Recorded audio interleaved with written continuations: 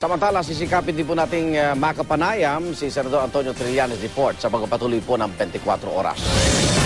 Sa ibang balita, ginit naman ng Malacanang na si Senador Antonio Trillanes Report ang nagpresenta ng kanyang serbisyo para maging back-channel negotiator sa China. Pero paglilinaw rin ng palasyo, ang kalihim pa rin ng Department of Foreign Affairs ang nangunguna sa mga negosasyon ng bansa sa China. Nakatutok live si Teresa Andrada. Teresa?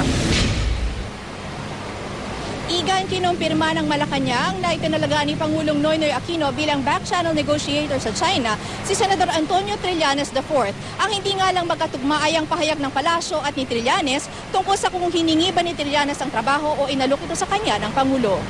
Ayon sa tagapagsalita ng Malacanang na si Secretary Edwin Lacerda, si Senador Antonio Trillanes IV daw ang nag-alok kay Aquino ng kanyang sarili para magsilbing back-channel negotiator ng pamahalaan sa China. This was during the height of the tensions between China and the Philippines, and the President said, let's keep our options open. The President was approached by Senator Trillanes that that there's a way forward to hold these things, okay? And so that's what happened. Hindi binanggit ni Lacerda kung kailan kinausap ni Trillanes ang Pangulo.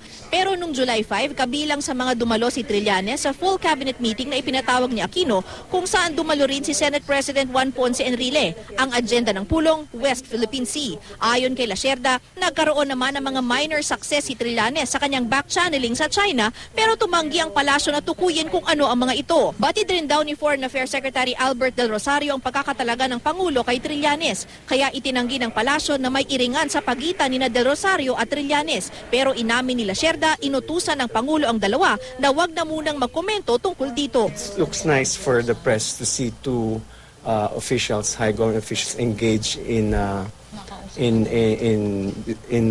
discussions in media. But the President has asked both of them to refrain from making further statements until he speaks to them. He spoke to Secretary Del Rosario. He intends to speak to Senator Trillanes. Giit ni Lacerda, ang Pangulo pa rin ang chief policy maker pagdating sa mga issue sa China at si Del Rosario ang otorisado na magpapatupad nito. Si Del Rosario pa rin daw ang nangunguna sa negosasyon natin sa China. I can categorically say it that the President, rather the Secretary of Foreign Affairs, enjoys the trust and confidence of the President. Sa isang statement, sinabi naman ni Del Rosario na DFA ang nagpapatupad ng foreign policy ng Pangulo at hindi rin dapat makinig sa mga nais na hatiin ng bansa.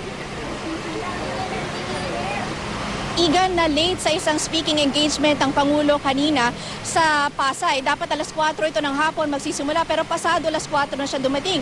Humingi ng paumanhin ng Pangulo. Ang sabi niya may mga developments daw na nangyari kaninang hapon at bilang Pangulo kailangan niya itong bantayan. Igan?